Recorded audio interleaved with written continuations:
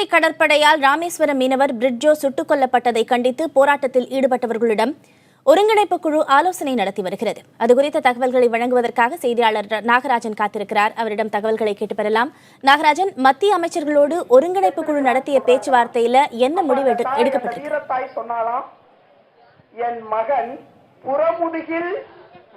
அதாவது இன்று 6வது நாளாக போராட்டம் என்பது இந்த தங்கச்சி மடத்தில் நடைபெற்று வருகிறது. இந்த போராட்டத்தை பொறுத்த வரைக்கும் அவர்கள் முக்கிய கோரிக்கைகளை வைத்திருந்தார்கள். அதாவது பிரிட்ஜோ கொல்லப்பட்ட விஷயத்தில் கைது செய்யப்பட வேண்டும் அந்த இலங்கை கடற்படை வீரர். அது மட்டுமில்லாது கடந்த 2.5 வருடங்களாக பிடிபட்டிருக்கும் சுமார் 130க்கும் மேற்பட்ட படகுகளையும் அதே போல சுமார் 85 மீனவர்களையும் அவர்கள் மீட்க வேண்டும்.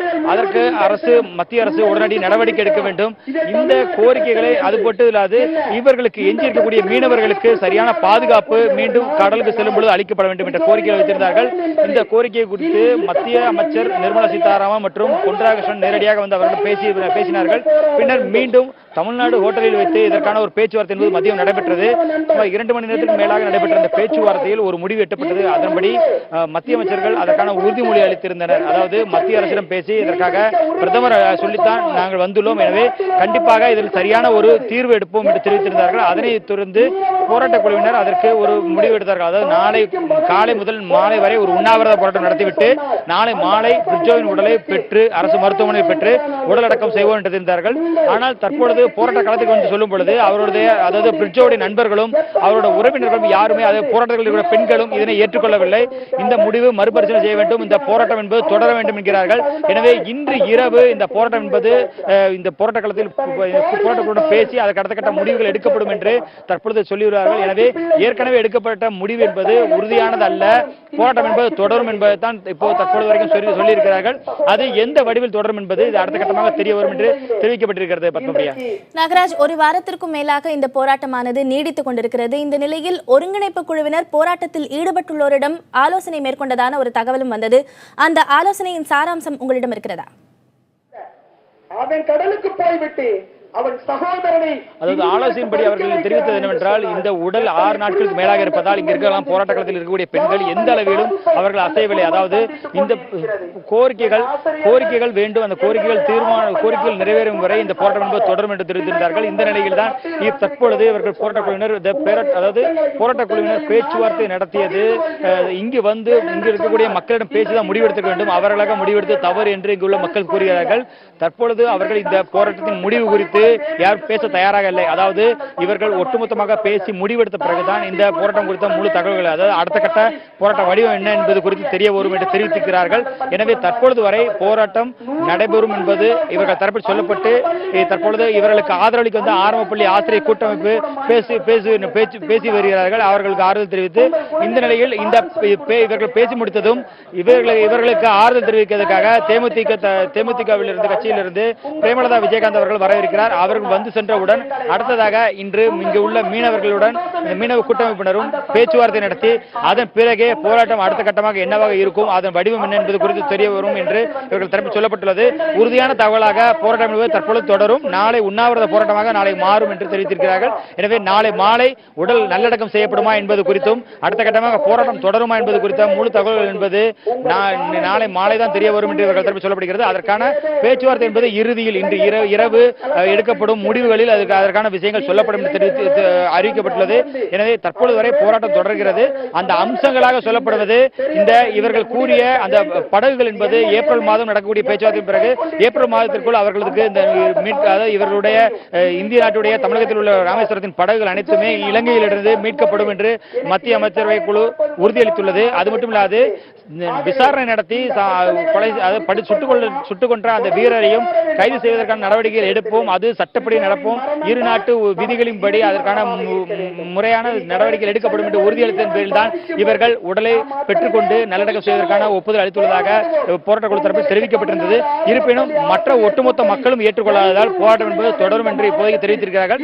இருப்பினும் இரவு எடுக்கப்படும் முடிவு இதற்கான இறுதி முடிவாக இருக்கும். நாளை நல்லடக்கம் செய்யப்படுவதற்கான பேச்சு அப்படியே இருக்கிறது. எனவே நாளை நல்லடக்கம் செய்யப்படும் என்பதும் நாளை உண்ணாவிரதம் நடைபெறும் என்பதும் இதுக்கு தற்போதைய தகவலாக இருக்கிறது. இன்று இரவு எடுக்கப்படும் பேச்சுவார்த்தையில் தான் போராட்டம் அடுத்த கட்டமாக நாளை மறுநாள் தொடரும் என்பது தெரிய வரும். பத்மபிரியா. நாகராஜன், பிரிட்ஜோ மரணம் அடைந்ததற்கு நியாயம் கேட்கும் போராட்டமாக இது தொடங்கியது. ஆனால் தற்போது கடலில் மீனவ சமூகம் எதிர்கொள்ளும் அத்தனை பிரச்சனைகளுக்கும் தீர்வு காண வேண்டும் என்ற கோரிக்கையை முன்வைத்து மீனவர்கள் அனைவரும் ஒன்றிணைந்து இந்த போராட்டத்தை முன்னெடுத்துச் செல்கிறார்கள். இந்த நிலையில் பிரிட்ஜோவின் நண்பர்களும் போராட்டத்தை கைவிடப் போவதில்லை என்று திட்டவட்டமாக தெரிவித்ததாக தகவல்கள் சொன்னீங்க. பிரிட்ஜோவின் நண்பர்கள் யாரேனும் உங்களுக்கு அருகில் இருக்கிறாங்களா? அவங்களுடைய தற்போதைய மனநிலை என்ன? அவர்களின் திட்டம் என்ன? அவர்கள் கோரும் அவர்களது கோரிக்கைகளின் சாராம்சம் என்ன? அவர்கள் மூலமாகவே தெரிவிக்க முடியுமா? முதலில் எனது சகோதரன் பிரிட்ஜோவின் கண்டிப்பா பத்மபிரியா நம்ம பார்க்கலாம். இங்க இருக்கக்கூடிய நண்பர்கள், அவரது நண்பர்கள், அங்க இருக்கக்கூடிய களத்தில் அங்க இருக்கக்கூடிய அனைவருமே அவரது நண்பர்கள் தான். அவர்கள் யாரும் ஆனால் அனைவருமே மிகுந்த கொந்தளிப்பில் இருந்தார்கள். அதாவது என்னென்றால் அவர்களுக்கு மன ரீதியாக அவர்கள் தற்பொழுது இந்த போராட்டம் என்பது வாபஸ் என்று சில மணி நேரங்களுக்கு முன்பாக சொல்லப்பட்ட விஷயம், அதாவது போராட்ட குழுவினர் தரப்பில் சொல்லப்பட்ட விஷயம் தங்களால் ஏற்றுக்கொள்ள முடியாது என்று தெரிவித்திருந்தார்கள். அதன் காரணமாகத்தான் தற்பொழுது அவர்கள் தரப்பில் யாரும் பேசுவதற்கு தயாராக இல்லை, அவர்கள் மன ரீதியாக தயாராக இல்லை. ஆனால் இதற்குள் அதாவது இந்த தற்பொழுது இந்த இன்றைய போராட்டம் முடிவுக்கு வரும்போது, அதாவது இன்றைய போராட்டம் இன்றைய இரவு இந்த நேரத்தில் பேச்சுவார்த்தை நடத்தி அதில் இளைஞர்கள் கருத்தும் அனைத்தும் ஏற்றுக்கொள்ளப்பட வேண்டும் என்று கூறியிருக்கிறார்கள். அது மட்டும் இல்லாது அடுத்த கட்டமாக பேச்சுவார்த்தை நடைபெற்றால் அதில் இளைஞர்கள் அதிகம் பங்கு பெற வேண்டும், பெரியவர்கள் மட்டுமே செல்லக்கூடாது, போராட்ட குழுவினர் என்று சொல்லிக்கொண்டு இளைஞர்கள் இல்லாமல் செல்லக்கூடாது என்பது அவர்கள் தரப்பில் சொல்லப்படுகிறது. நண்பராக நாங்கள் அது நேரடியாக பாதிக்கப்பட்டிருக்கிறோம். எனவே பிரிட்ஜோவை பொறுத்த வரைக்கும் அவரது உடலை நல்லடக்கம் செய்வதும் சரி, அடுத்த கட்ட போராட்டம் நடைபெறுவதும் சரி, இளைஞர்கள் பங்களிப்பு இல்லாமல் எந்த ஒரு முடிவும் எடுக்கப்படக்கூடாது என்று உறுதி கொடுத்த பின்னர் தான் நாங்கள் உட்கார்வோம் என்று வெளியே சென்றுவிட்டு மீண்டும் வந்து அவர்கள் போராட்ட களத்தில் அமர்ந்திருக்கிறார்கள். எனவே தற்பொழுது நடைபெறக்கூடிய சூழலில் பார்க்கும் பொழுது இன்னும் சில மணி நேரம் கழித்து தான் அவர்கள் இயல்பு நிலைக்கு திரும்புவார்கள். அதன் பிறகுதான் அவரிடம் இயல்பாக பேசி அவர்கள் தரப்பு கருத்துக்களை பெற முடியும். பத்மபிரியா, இருப்பினும் நாம் தற்போது வரைக்கும் கடந்த 20 நிமிடங்களுக்கு முன்பாக நடைபெற்ற தகவல்களை, அதை நேரடியாக பார்த்த விஷயங்களை வைத்து பார்க்கும் பொழுது அவர்களது நண்பர்கள் உறுதியாக இந்த போராட்டத்தை கைவிடுவதற்கு தயாராக இல்லை என்பது தெரிய வருகிறது. உறுதியான ஒரு சரியான ஒரு முடிவு கிடைக்கப்பட வேண்டும். இந்த இழப்பு என்பது, படுகொலை என்பது முற்றிலுமாக தவிர்க்கப்பட வேண்டும் என்பதற்காகத்தான் நாங்கள் ஒட்டுமொத்தமாக பாதுகாப்பு குறித்த ஒரு எதிர்பார்ப்பை, அந்த கோரிக்கைகளை வைத்திருக்கிறோம். அடுத்ததாக கடலுக்கு செல்லும் பொழுது எந்த ஒரு பிரச்சனையும் இல்லாமல் மீனவர்கள் சென்று வர வேண்டும். அதே போல படகுகள் 2 வருடங்களாக பல லட்சம் ரூபாய் செலவில் படகுகள் அது மீட்கப்பட வேண்டும். ஏன்னா ஒவ்வொரு படகும் 40 முதல் 50 லட்சம் ரூபாய்க்கும் அதிகமான செலவு கொண்ட படகுகள் தற்பொழுது 2 வருடங்களுக்கு மேலாக அங்கே கடலில் வீணாக நிற்கின்றன. அதனால் நாங்கள் கடனாளியாகி இருக்கோம். எனவே ஒட்டுமொத்தத்துக்கும் இந்த ஒரு இழப்பு தீர்வாக அமைய வேண்டும் என்கிறார்கள். இந்த இழப்புக்கு பிறகு மீண்டும் ஒரு உயிரிழப்போ, அதே போல படகு என்பது கைது பண்ணுவதோ, மீனவர்களை கைது பண்ணுவதோ இனிமேல் தொடரக்கூடாது என்பது அவர்கள் தரப்பு கருத்து. கடந்த 20 நிமிடங்களுக்கு மேலாக பேச்சுவார்த்தை நடத்தி பெரியவர்கள் மீண்டும் இளைஞர்களை உள்ளே அமர வைத்திருக்கிறார்கள்.